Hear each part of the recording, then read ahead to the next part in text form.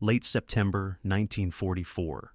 Wind pushes rain across a muddy ordnance yard outside Cherbourg, as a corporal kicks an empty jerry can and hears only the thin rattle of its own metal. The pumps at the depot cough, spit, and stall, and every eye swings to the pressure gauge like it's a heartbeat they can will back to life. Out on the roads, armored columns are outrunning their own shadow, maps curling on dashboards while drivers count miles in gallons and commanders count hours until momentum turns into dead weight. If this kind of untold war story grabs you, subscribe to What If Wars so you don't miss the next chapter. The smell of wet canvas hangs over coils of hose, valves smeared with grease, boots sinking into ground that was hard 2 days ago and now sucks at every step. A lieutenant studies a clipboard that looks like a prayer book. He's penciled in today's need, tomorrow's need, and the word impossible in the margin, then crossed it out because no one wants to tell a tank crew they'll halt 10 miles short of the bridge that matters. Somewhere beyond the hedgerows, artillery thumps a steady rhythm. It doesn't care about scheduling. It cares about fuel. Every truck in the Red Ball Express is somewhere between a promise and an apology, and every hour a storm squats over the channel. Tankers heave on gray water, while sailors think about mines, torpedoes, wind, and luck.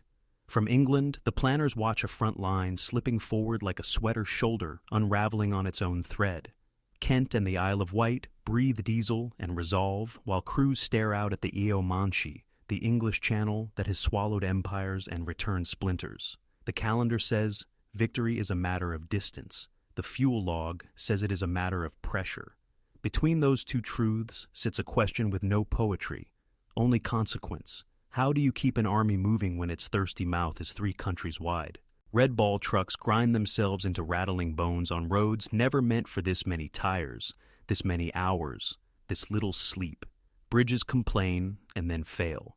A driver blinks once too long and drifts. A sergeant rides shotgun and counts telephone poles to stay awake.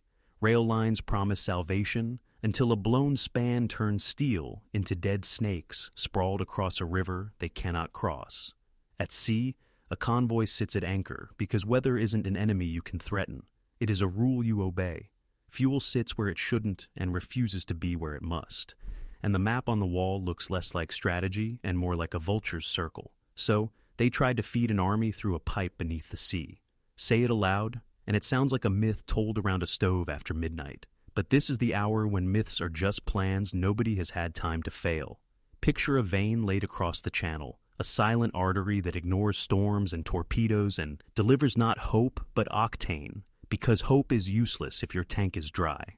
Somewhere near Boulogne, a sentry rubs his palms together for heat, and doesn't know that men he will never meet are about to change the math of his tomorrow with a pressure gauge and a prayer. Somewhere around Cherbourg, a staff captain does the same spreadsheet in his head for the 4th time and keeps getting the same answer. Not enough today, maybe enough if something impossible becomes available. The engineers have a wordless way of looking at the ocean, the way a mechanic listens to an engine and hears what's wrong inside the noise. They've been preparing lines to slither off spools the size of houses, guiding the black muscles of hose into water that never forgives a mistake. Lead core and steel flex, rubber-sheathed and stubborn, lengths of man-made nerve that will either pulse or humiliate them in front of history. A trawler passes and the crew chuckles at the madness of it, then stops. Because madness and necessity have the same face when you're losing daylight. Out at the depot, the corporal's boot finds another empty can. He stops kicking it because the sound makes him think of an empty stomach in a quiet room. The lieutenant tucks his pencil behind his ear and counts trucks that aren't here yet. The pump coughs again, then catches, then flutters. A private, new to this theater, asks a question too soft for the rain to carry. What happens if we don't get it? Nothing happens, and everything happens. Guns go quiet, wheels stop turning. The enemy doesn't need to counterattack. Time will do the work for him. Momentum is a fragile miracle, the kind you can hold for an hour and then drop without noticing. You never hear it hit the floor until it's already rolling away. Across the channel, near the Isle of Wight, a team checks a manifold and a set of seals, not because ceremony demands it, but because the ocean kills optimism first and men second. They have a weather window, and a set of coordinates and a period on the timetable that isn't a period at all, just an opening. They have rehearsed the choreography of ships and drums and clamps so many times their palms can trace the motions in the dark. When the order comes, there will be no speeches, just a lever, a nod, and a red needle that must climb. The story of that needle begins here, in rain that smears the edges of memory and dirt that clings to every tread. It begins with an army that needs to be fed through a hidden throat no one can see, 1,000 yards offshore and 15 fathoms down. It begins with men who refuse to choose between moving and stopping, men who decide to pipe momentum through salt water like a secret. It begins with a date you can underline and a question you can answer later, if the gauges are kind. Late September 1944, the first trickle is about to cross the channel. They call it the English Channel on the map, but up close it's a moving wall, slate 1 hour and green the next, a muscle flexing between chalk cliffs. From the Isle of Wight and the south coast of Kent, men in oilskins step across deck plates slick with spray and stare into that heave like surgeons about to cut. The plan is simple, only the way a heartbeat is simple. A pump, a pipe, and a promise that pressure will survive the journey. They start with 2 kinds of muscle. One is haze, a lead core cable wrapped in rubber, heavy as gilt and steady as a cathedral column. It bends without breaking and rides a drum like a python asleep. The other is hamel, mild steel with a temper of its own, tough where Hawes is forgiving. A backbone to carry more when the sea tests its nerve. Both look like black rope until your fingers try to lift them. Then you feel the weight of what they're about to do. On the quay, the conundrum squats like a myth that wandered out of a children's book and never found its way home. Imagine a house-sized spool bolted between steel outrigger arms, the drum fat with coiled artery. When the ship nudges free of the harbor and the anchors clank up, the conundrum begins to roll and the line pays out behind the stern in a smooth black ribbon. It slips into the water without a splash, like a thought completing itself. The choreography is tight enough to hold its breath. A lead tug noses the bow onto the plotted line, while an escort keeps eyes on mines and the gray hint of a periscope that probably isn't there but could be. A survey launch plays violin to the orchestra, checking depth, slope, and seabed, reading a hidden landscape of sand waves and rock teeth that can chew through luck in an afternoon. Divers ride the rail with their helmets at their knees, waiting for the signal, ready to go down and guide a joint past a snag or kiss a clamp into place where no sunlight will ever touch it. Tide waits for no one. The channel's pulse swings 4, 5, 6 knots on a bad day, and laying a line across that is like pinning a ribbon to a running horse. The window is narrow, the set and drift you expected, the sea state you prayed for, the cloud ceiling you can accept. A gust hits and the stern swings 5 degrees. A bosun swears and the conundrum keeps rolling because it cannot stop. If it stops, tension builds in the wrong places and the black spine kinks like a hose crushed under a boot. A lieutenant points 2 fingers left and the helmsman feels the wheel fight him, then yield, then settle back on the compass mark he's been staring at for 4 hours.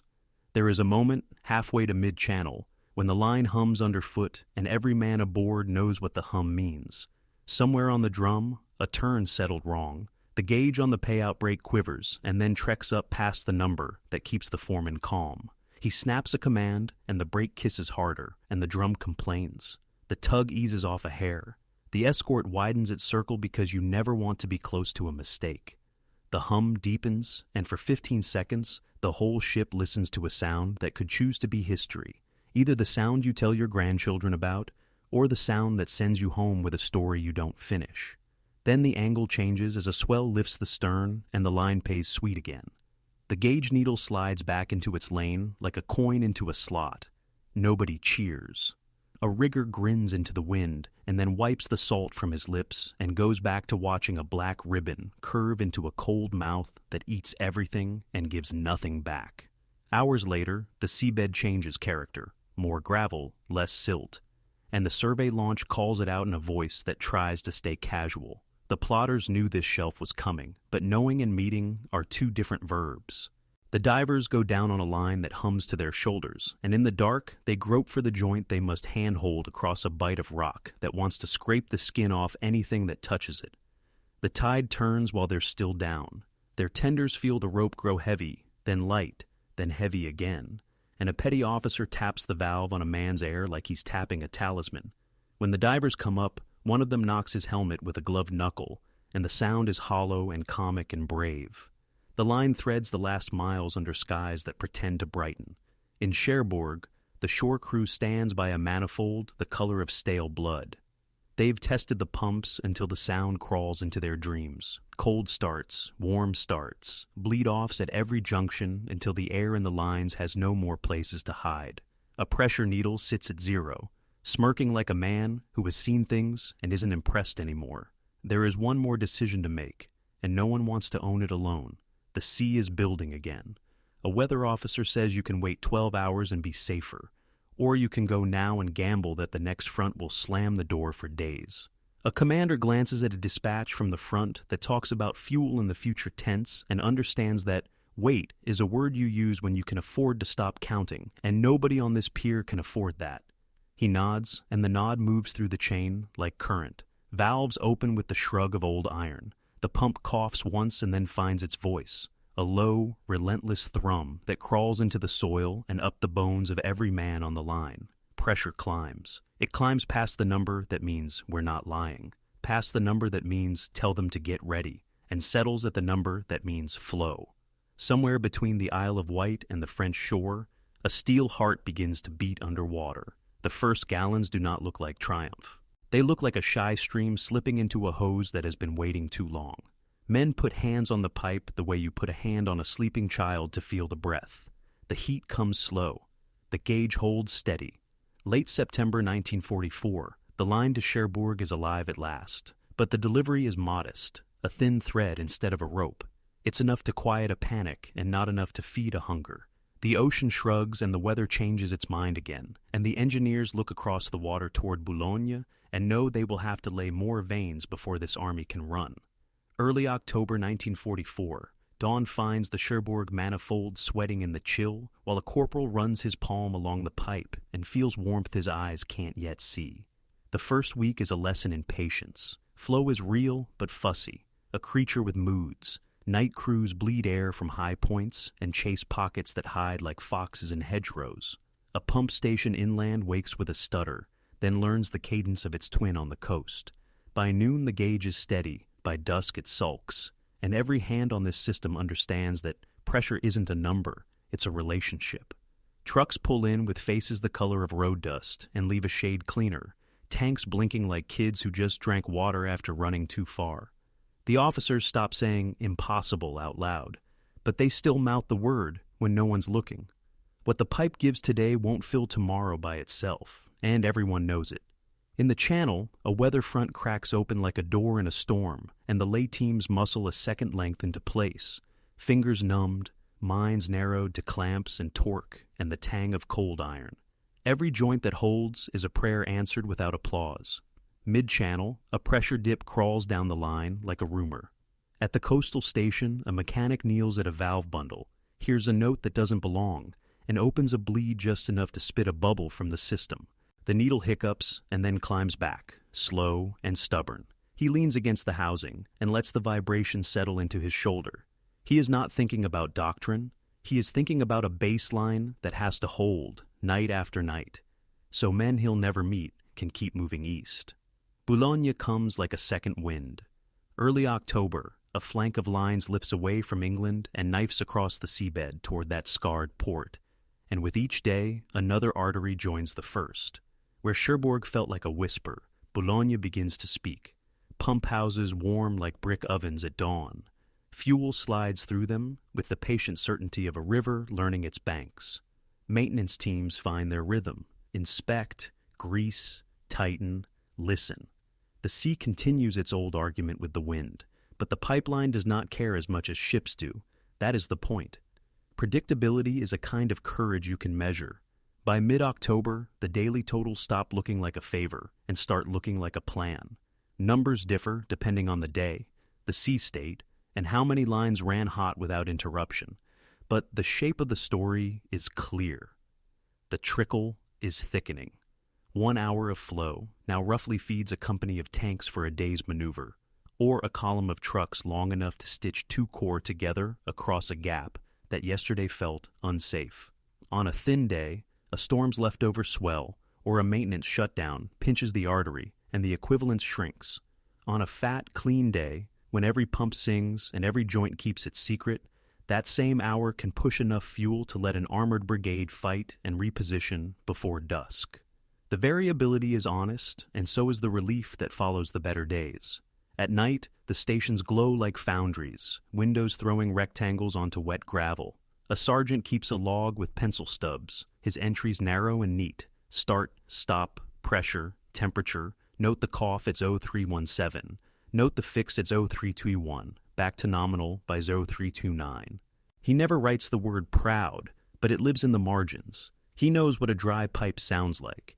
He can tell you the distance between confidence and wishful thinking by the vibration in the floorboards. Further inland, quartermasters start drawing lines with a steadier hand.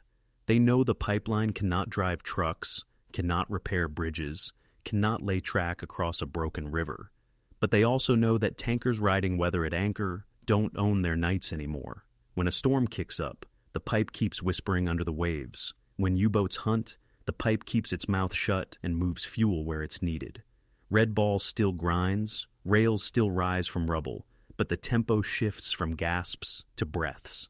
Late October, the Boulogne contribution is a shoulder under the stretcher. The composite of lines and pump stations yields a curve that finally bends the right way. A captain who's been counting in negatives for weeks flips a page and begins counting in positives. He reads it to himself before he says it to his colonel. Today we can promise this much by midnight, and we can promise almost as much again tomorrow, unless the sea throws a tantrum or a pump throws a bearing. He does not say miracle, he says margin. There are still stumbles. A gasket ages too fast and weeps at a flange that should have stayed dry. A fishing trawler strays near a shore approach, its wake slapping pilings and nerves alike. A rail bridge behind the line folds without warning and turns a neat schedule into a detour that eats hours. The pipeline cannot fix those things, but it can soften their bite. Fuel that would have been late by sea is simply there, quiet as breath, steady as a pulse you trust.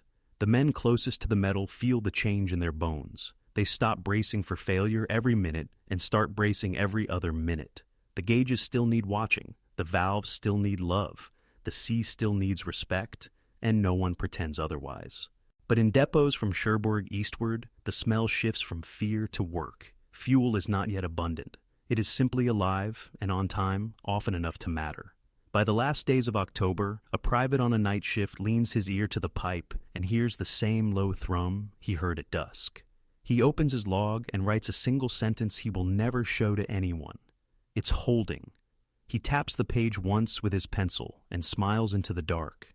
Out beyond the barns and hedgerows and towns, learning to sleep through distant thunder, the front is still moving. Roads, rails, ports, and men will decide how far and how fast.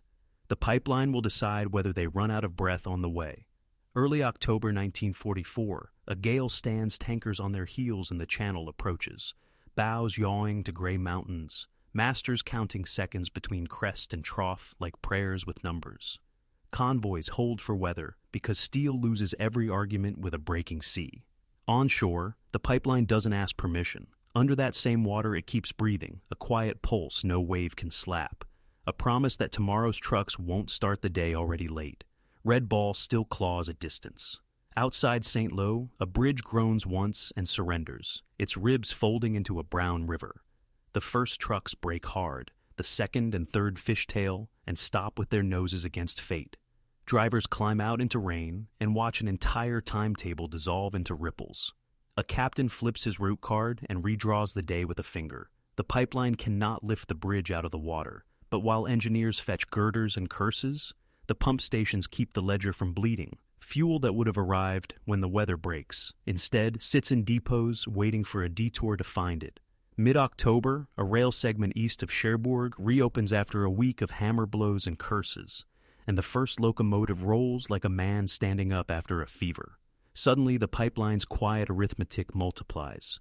Tank cars queue under the loading arms. A switchman waves the line forward. An officer who has lived on improvisation for a month inhales the smell of creosote and hope. Rail moves wait the way roads dream of moving it. The pipe feeds the rails feed the front, and the front stops calculating every skirmish in teaspoons. Mulberry still works off the Norman coast, a patient artificial harbor nursing the invasion long after its headlines faded. It is a miracle with limits: surf permits, weather permits, cranes, and cruise permit. Antwerp sits like a prize on a mantle no one can touch yet, captured in early September, but locked by the estuary that still belongs to German guns and mines. Until that waterway is wrestled open, Antwerp is a promise on paper. The pipeline threads the gap. Not a harbor, not a fleet, but a certainty you can schedule. No storm surge cancels the shift. No tug shortage strands the cargo. It's not everything, and men on the night desk know better than to pretend it is. But it is the difference between gambling and planning. There is a room in southern England where the air smells like coffee gone cold and oil gone warm. Maps bloom with grease pencil arteries, red for roads, black for rails, blue for the undersea vein that has learned its own rhythm. A commodore argues for more escorts to keep tankers moving because steel hulls still carry the bulk when seas behave. An engineer argues to divert that same tonnage into drums, pumps, and one more line to Boulogne before winter tries to make every day a storm. It is not doctrine, it is triage. If they overprotect the convoys, they buy safety but accept uncertainty. Weather gets a veto. If they accelerate the pipelines, they buy predictability, but accept a slower surge at sea. The room listens to the forecast and to the front, and someone puts a finger on the calendar and says, "This is the week we stop letting wind make our schedule." Escorts stay, but not all. A ship is reassigned to tow a conundrum. A dockyard crew pulls a double to stand up another pump. And a decision that looks small on paper pushes fuel like certainty into the last half of October. In Boulogne, a squall rakes the harbor and slaps spray over a row of rebuilt sheds. Inside, the night shift moves with the measured haste of men who know what breaks when you hurry. A gasket swap takes 7 minutes longer than the book says. Those 7 minutes keep the gauge from hunting, and a bearing from scoring a scar it will remember all winter. Over in Cherbourg, a convoy route goes green and then yellow again, the weather officer's pencil chewing its own eraser, while a freighter's skipper looks at a barometer and a sky that disagree. The pipeline ignores the disagreement. Under waves that would roll a sailor's stomach, it hums the same note it hummed yesterday. Late October, a staff colonel at an army group rear area writes a sentence he hasn't written since France was a wall. Fuel issue rates can be forecast with confidence through the weekend. He underlines confidence because he has learned how fragile that word is. He has also learned who made it possible. Not a single tool, and not a single hero. A chorus, roads chewing themselves thin but still biting. Rails returning mile by mile. Harbor men fighting weather with timing and nerve. And beneath them all, a hidden artery that would rather be ignored than applauded, because applause is loud and leaks are shy. The comparisons sharpen with every day of normalcy. A squall that pins a convoy to its anchorage for 12 hours does nothing to the line.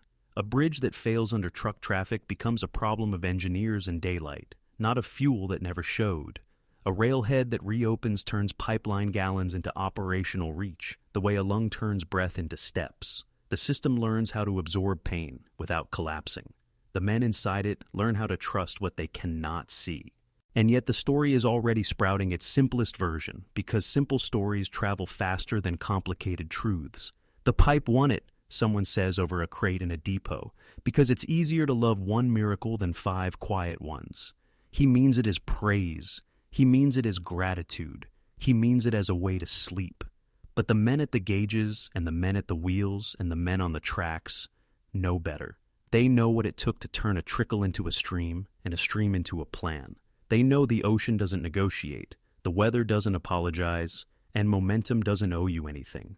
By the time the calendar flips toward November, the myth is writing itself in the margins, tidy and wrong.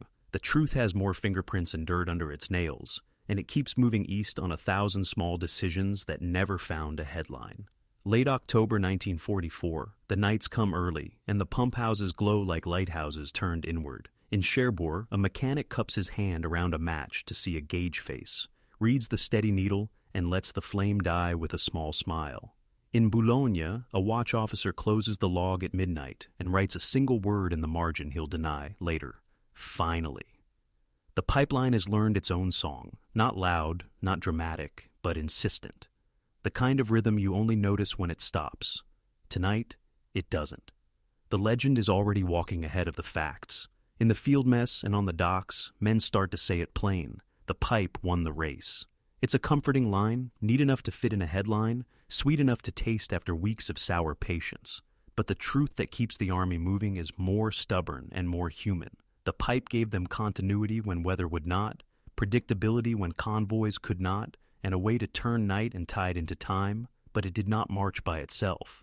Roads carried the last miles. Rail carried the heavy miles. Mulberry carried the storm-broken days. Antwerp, captured but still waiting for its waterway to be cleared, tilted the horizon forward even before the first ships would enter weeks later. Every piece mattered, and the pipeline mattered because the other pieces existed to translate pressure into reach. Numbers help, even when they refuse to sit still. In early October, depending on sea state and how many lines were live without interruption, an hour of flow could mean the difference between idling engines and a battalion's worth of trucks taking the road at dawn. On a thin day, that hour felt like fuel for dozens of vehicles to shuttle supplies along a core frontage. On a clean day, with both Cherbourg and Boulogne humming, the same hour could tip into enough for a company of tanks to maneuver and fight through an afternoon. Day by day, the totals bent upward. Late October, with multiple Boulogne lines breathing and pump stations uprated, the curve became something planners could bet on. A captain at a rear depot did the math twice before he said it out loud. If tonight holds, tomorrow we issue on schedule, and the next day we do it again. The variances never went away. Weather still scolded ships, though the pipe ignored most of that thunder. Maintenance still had its say. A gasket here, a bearing there, a bleed that took minutes you didn't plan for, but could spare. Once or twice a fisherman strayed near a shore approach, and everyone's heart climbed into the throat until the wake passed, and the line kept its secret. But the old fear, the fear that fuel would be an accident instead of a plan, faded under the steady thrum of pumps that hit their marks more often than they missed. There were decisions along the way that never wrote a headline, but shoved the story forward. A weather officer who blessed a narrow window to lay another section and was right by just enough. A dockyard boss who stole a crew from a comfortable job to stand up a pump house before a cold snap could turn fragile into broken. A convoy commander who accepted fewer escorts for a fortnight because the planners chose to tow a conundrum instead of guarding a ship that could wait. None of it was glamorous, and all of it was the difference between a rumor of fuel and a fact on the ground. By the edge of November, you could hear confidence in the way men talked to each other. Quartermasters began to speak in the language of calendars instead of the language of dice. Drivers still ground their way over bad roads. Rail crews still argued with bridges and rivers. Port men still counted cranes and tides. But the idea of running out because a storm frowned had lost its sting. The pipeline had become a habit, and habits move armies. Walk back into a pump house at 2 a.m. when the floor vibrates like a cat purring against your boot, and the only light is the kind that makes dust look like snow. A private leans on a valve casing, feeling for the heat that means flow and not friction, and imagines the path his hour will take. Out of this room, under a strip of hungry water, into a depot where a sergeant will check a ledger and nod, onto a train car that will smudge a timetable with a thumb, into trucks that will nose down a road that used to be a rumor and is now a route. He does not know the names of the men at the far end. He only knows that when he takes his palm off the casing, the thrum keeps going. The myth will say, PLUTO won the autumn alone. The math will say it gave the autumn a backbeat that other instruments could follow. The memory, if it's honest, will say the line under the waves turned storms into background noise and turned tomorrow into something you could plan for, while roads, rails, harbors, weather, and maintenance conspired not to betray that plan. In late September, there was a trickle into Cherbourg that felt like a promise whispered through a door. By late October, there was a stream through Boulogne that felt like a schedule pinned to a wall. Between those 2 nights lay every quiet decision that keeps soldiers from fighting on empty. History loves a single miracle. The people who kept the pressure steady loved the work. They stood in rooms that smelled like hot oil and wet wool, watched needles hold and valves behave, and knew in their bones that momentum has a blood pressure, and tonight it was good. The army kept moving east, not because one vein made it invincible, but because the system learned how to breathe in rhythm. This video's content is compiled from multiple sources. If anything is wrong or needs correction, please comment below. Thank you, and see you next time.